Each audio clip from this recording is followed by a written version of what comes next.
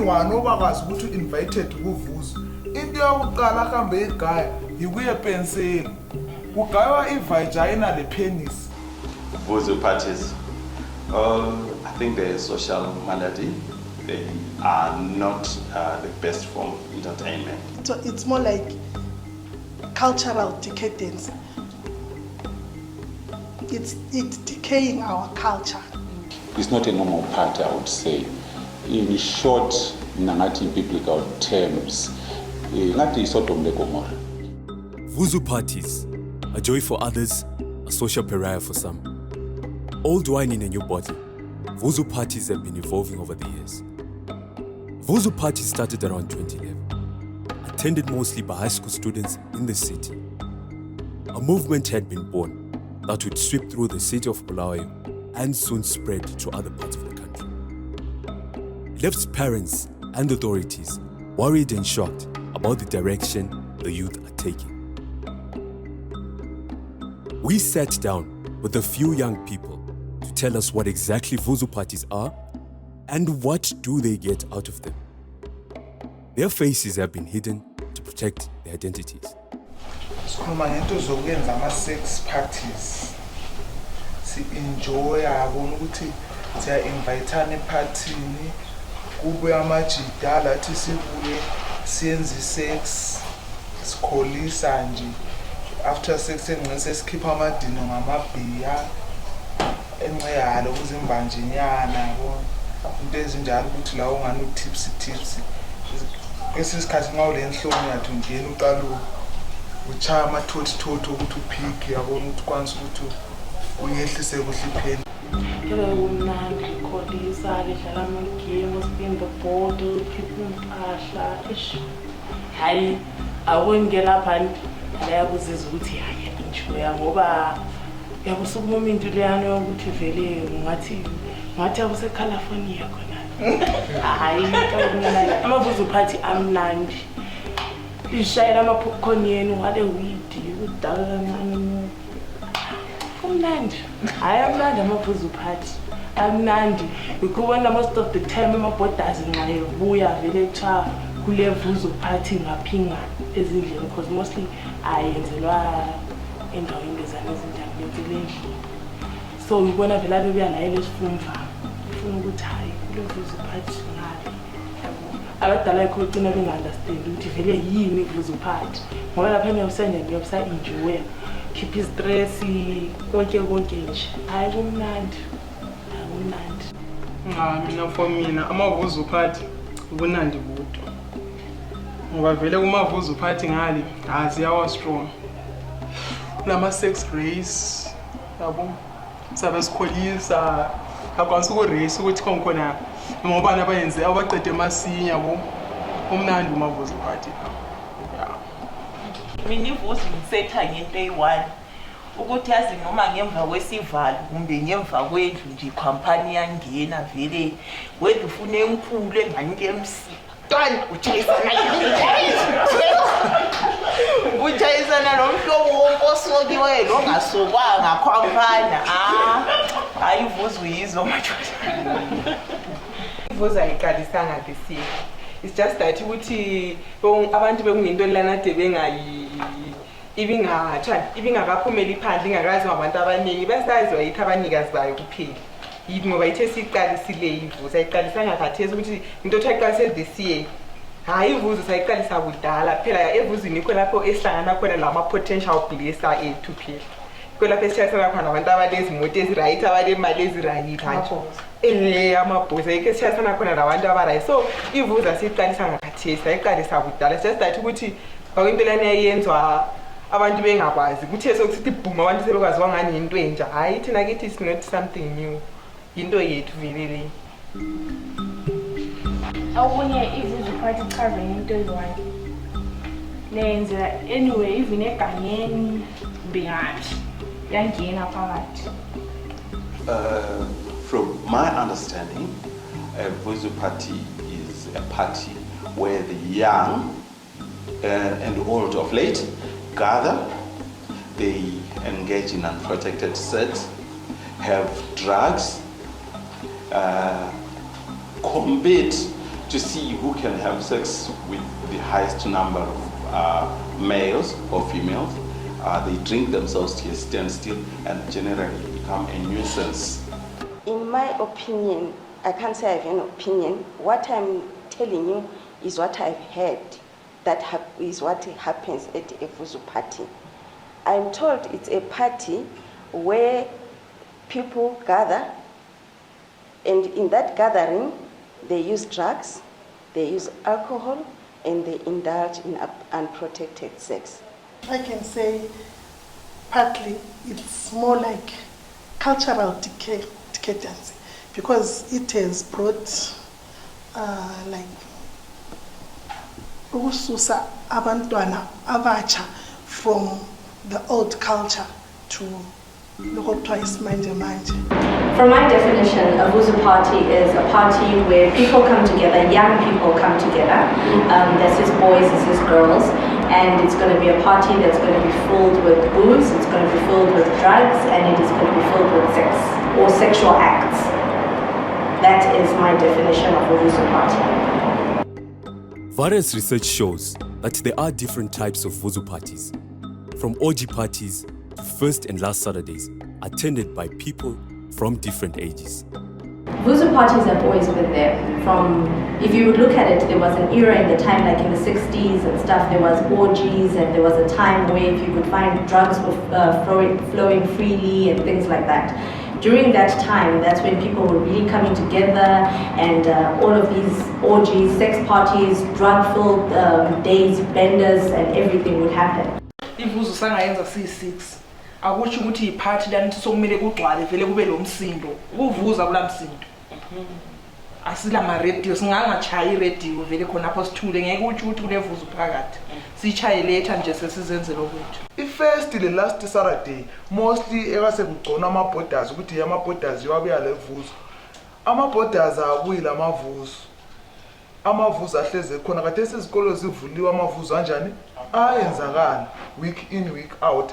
Ama-borders wona abanjwa ulokana sinxa sesikhuluma ngezomthetho nganase le level understanding level yemthetho i-nonsense.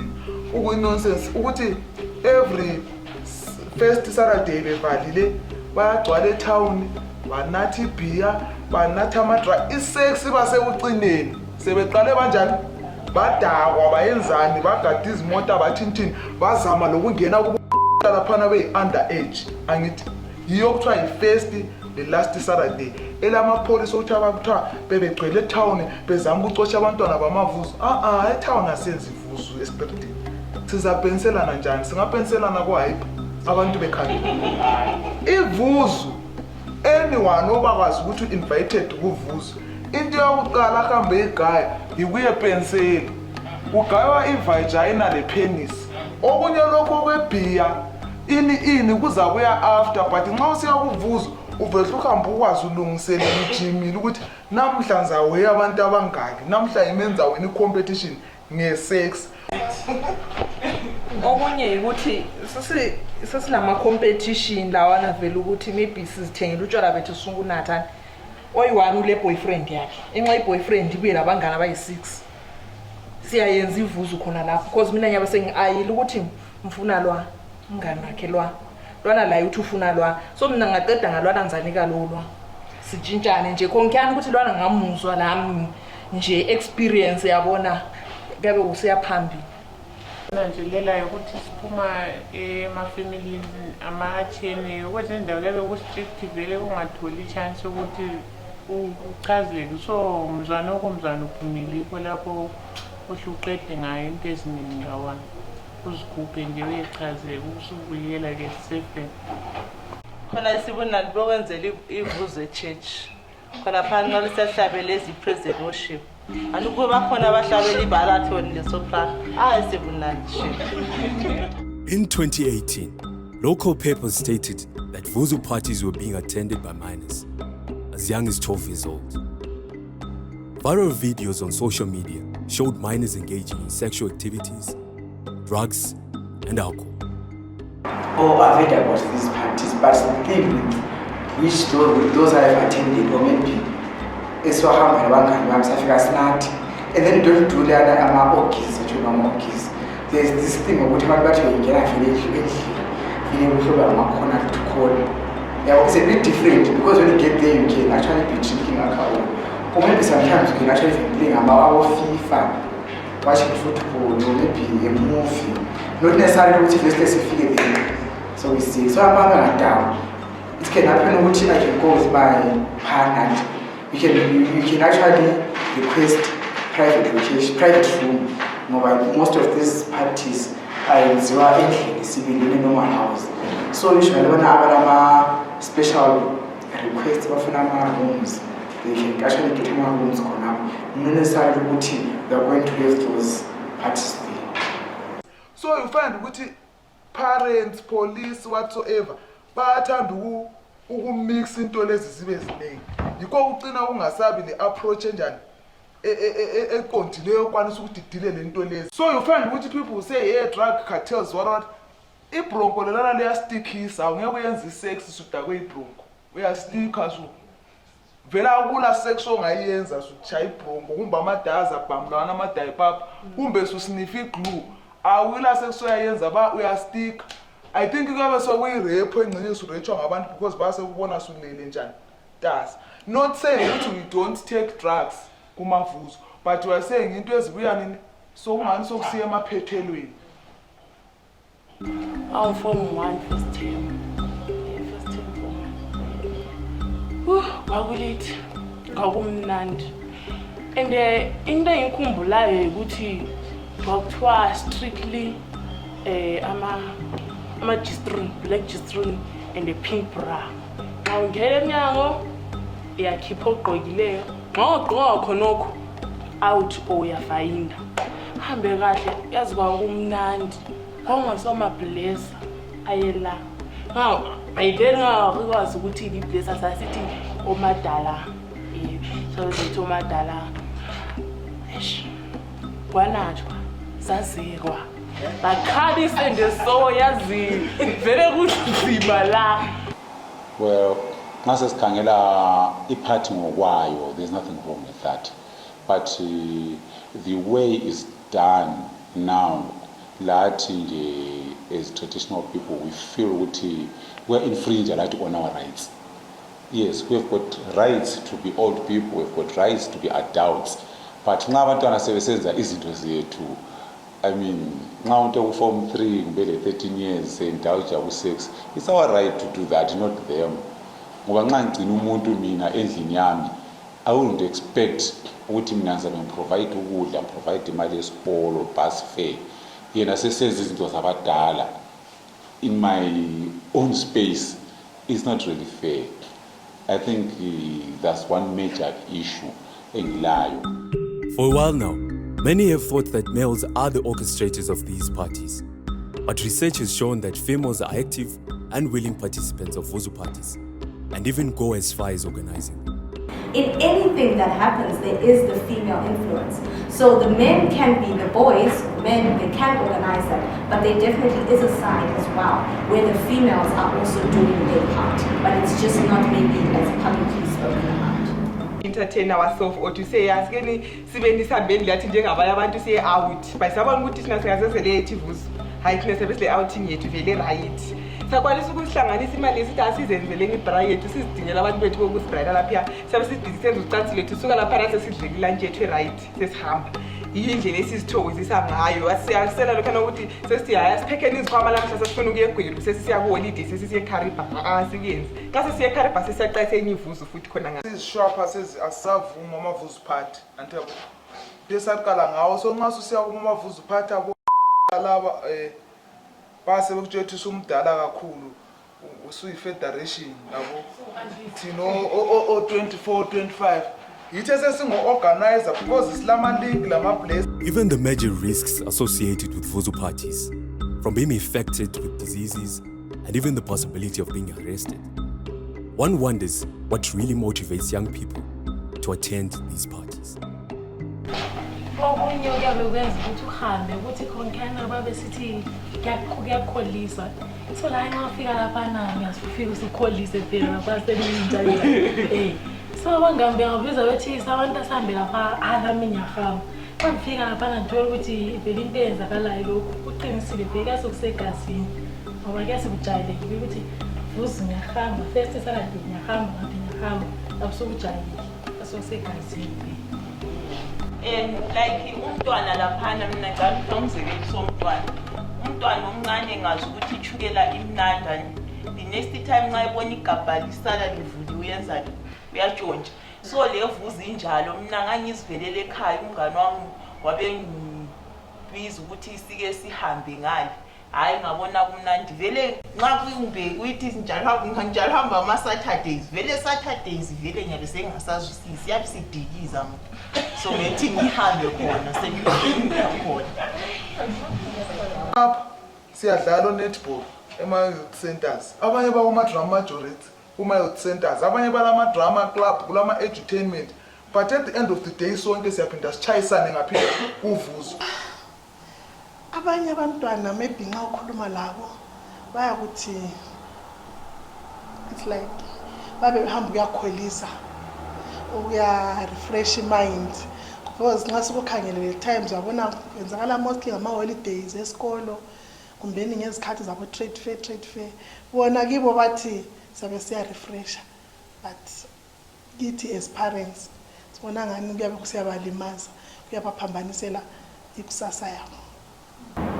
To be quite honest with you, it's like, why does anyone even pick up a certain t-shirt and wear a certain t-shirt? Why do you adapt a certain style of dressing, a certain way of speaking?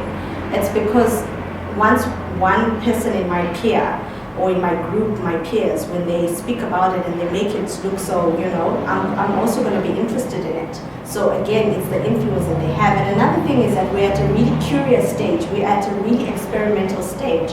Where it's okay now, we're finding it, where it's okay, you know what, you can experiment sexually, it's okay. Barriers are being broken down. In the schools, we're teaching more openly about sex education. So I'm obviously naturally more curious. In the bygone era, it was just something that was just restricted to 1, 2, 3 things, and that was it, it was taboo. But now we're speaking about it more openly, we know about it, you go to public toilets, there's condoms, there's this, which is a good thing. So now the children are obviously naturally more inquisitive, and because we're not dealing, in my opinion, with that natural being inquisitive way in a good way, and there's so much other, different influences coming in, now they're left to find out and feed that curiosity in their own way. It has been said that these parties have largely been centered in Bulawayo. But is that true? Similar activities have been recorded all around the country. We have heard of Kabulama Blessa, Labantu abasponsayo financially, and Labantu who actually peddle drugs. So I would think it's an industry on its own behind these parties.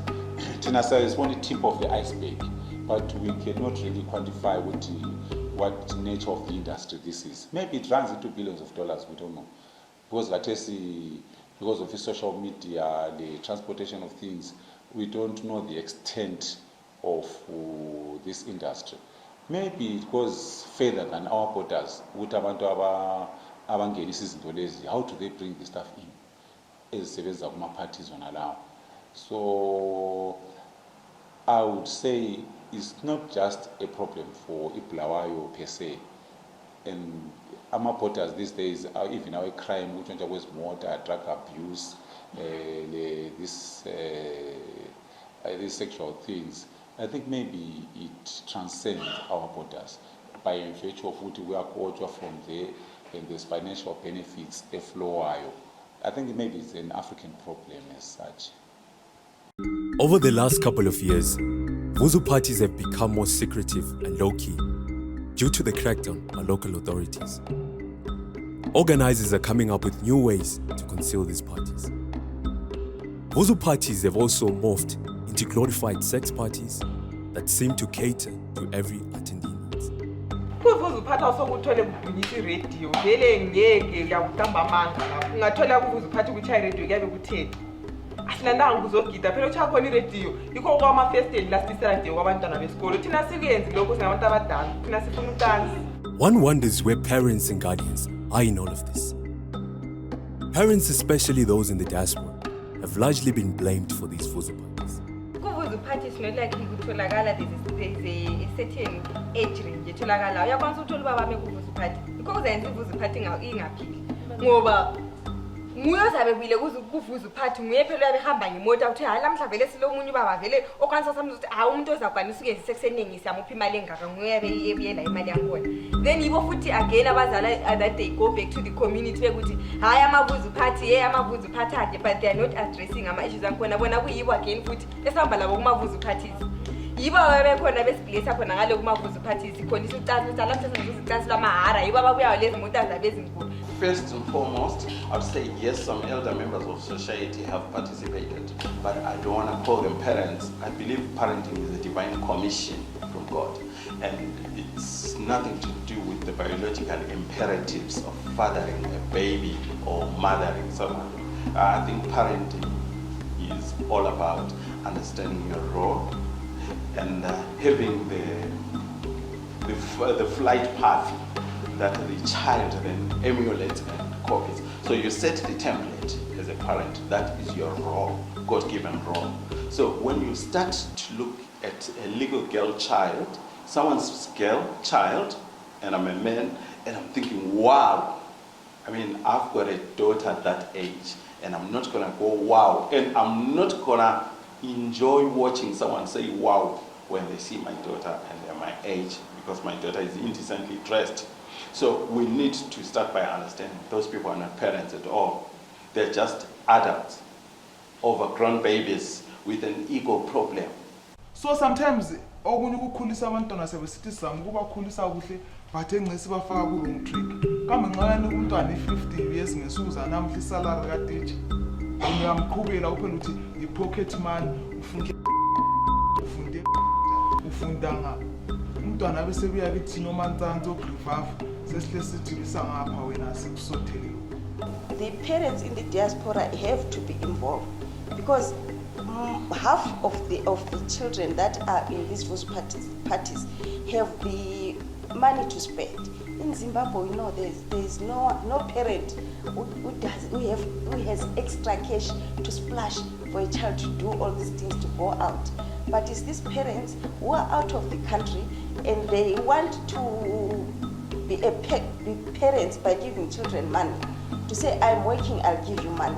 As a result, these children don't have anyone to sit down with them and control them. They are left with grandparents old, who don't even know what is happening outside. I think it's high time now we iqiniso about this thing which vele into le yevuzu patterns is between us young people and us and the old men abalezi mali. This is the thing eyenzakalayo because there's no way we can organize Tina City, so we can organize a Vuzu party eyabile yonke into without umuntu omkhulu le mali akuyi. And bona they will know ukuthi thina singadonate imali engaka kube lezi zinto ezinje uget sex mahhala.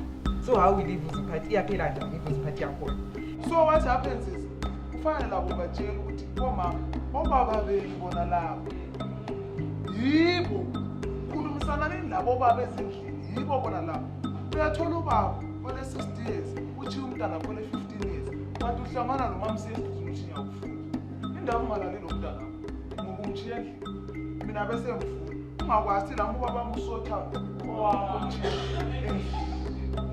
So mina lapho iblame amangifaya uthini abazali abathekeleti xa amavuzu parties bengafuni abakhuluma nabantu. Obviously sonke lapha silama place esiwazile ba-edwa hayi kule nto enje ezakalayo hayi kule nto enje sifuna and thina bese sawastapula senti yethu esiyikhiphayo no-TV. Thina singaphonga ukuthi hayi sifuna ibrayini besifuna abantu abanje abazasibrayela mbe sifuna lamhla sifuna iwayini enje sifuna ukuyinatha after thina sikwaziyo ukuthi after Vuzu iwayini yethu yabe khona ukuthi vele ngaphi ibiyelo bani we don't care but thina sifuna ukuthi iwayini yabe khona. Amavuzu parties abe labantu abadala ale age mixing 15 to 19 athola labadala balabo 60 40 what abale people ezingabo uthi abathi ndlala phezulu ngenza so.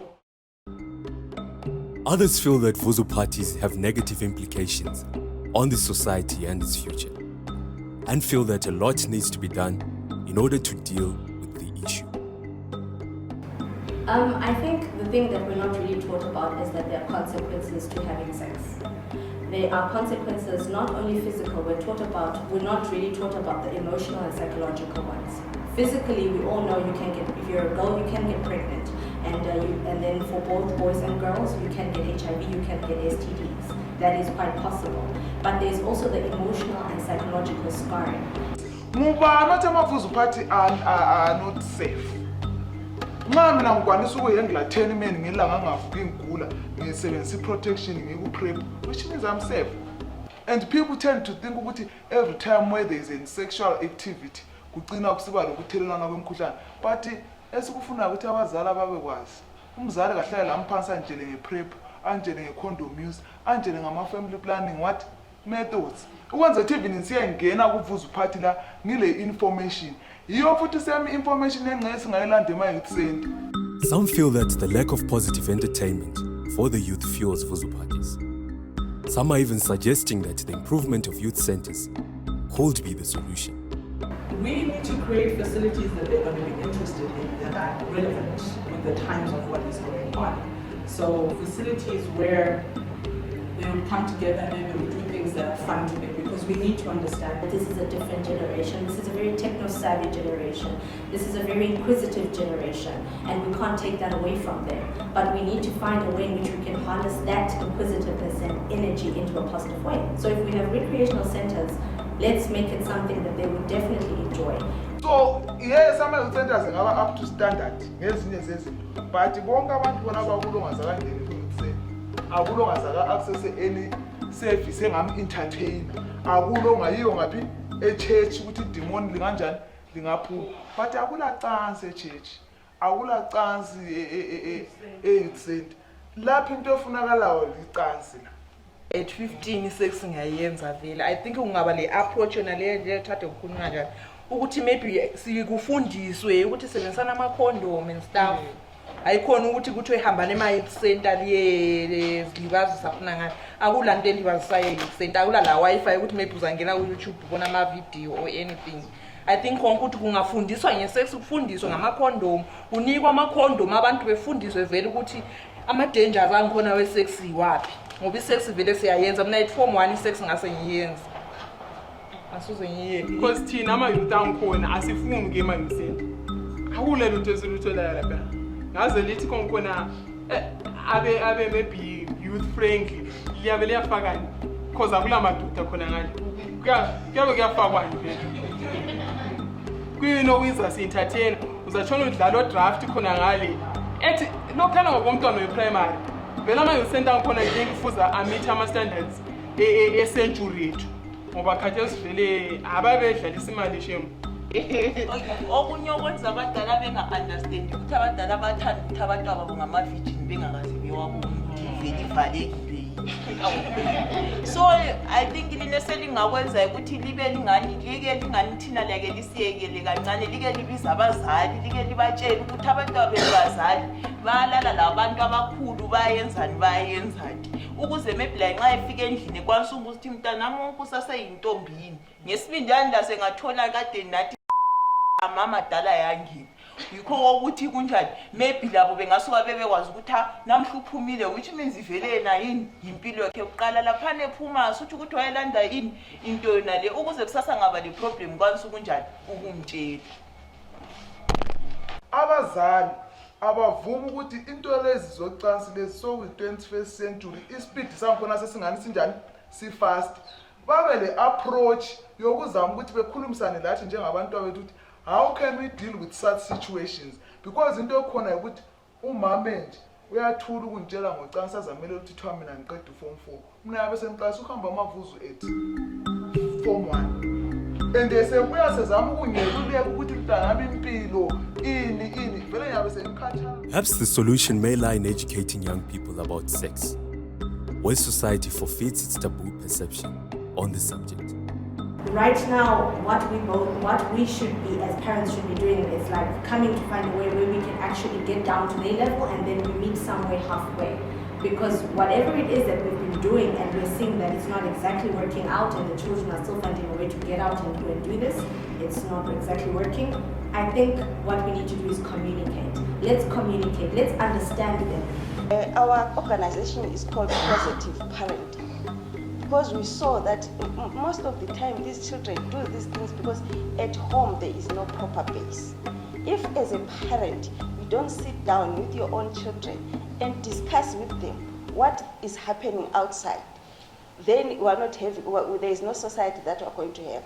So my thinking is, first and foremost, we've got to set the right template as parents, set the right behavior models, come up with behavioral modification systems that will allow our youth to align their behavior to what society expects.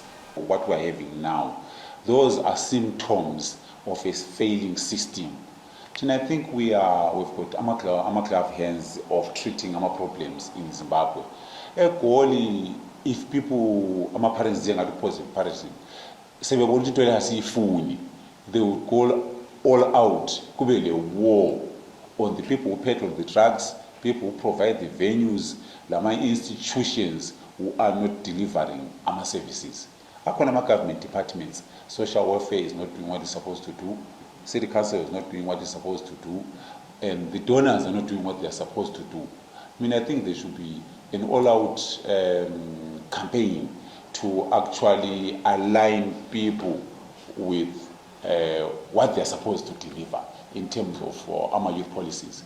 The policies are there, our government, our city council, they are wonderful, but implementation now, nothing is happening. Vuzu parties might be a pariah and a menace to society, but the fact is, they are here.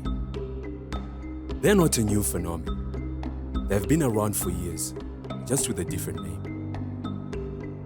In a time where HIV and AIDS are still a problem, society should address them, and the fact is that lure young people to them.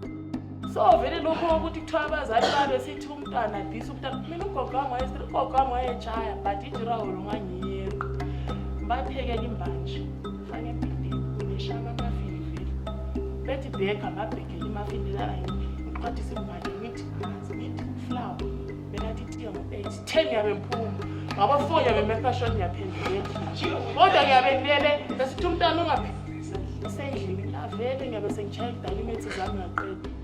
Uthi abazali uthi bebe ngabangani bethu. Mina ngizakhuluma ngami ngabela nanhloni nje. Uthi mina upositive ngokuthi ngabe angimtholanga. But ngamthola ngokuthi umamami wayesithi ngizothawu ubonakala esitezi. Ethi nxa ifika kahle uyangitshaya. Akangihlali phansi ekhulume noma ehlala lami ekhuluma ngabe ngabe lungisela ubani umakhelana wantshela umakhelana ngiyafuna imali. So umzali asuthi ube lo mngane lo mzali ngibona ukuqhakathekile. One might argue that it is not wrong for consenting adults to engage in sexual gatherings. However, it becomes a serious problem when minors are involved.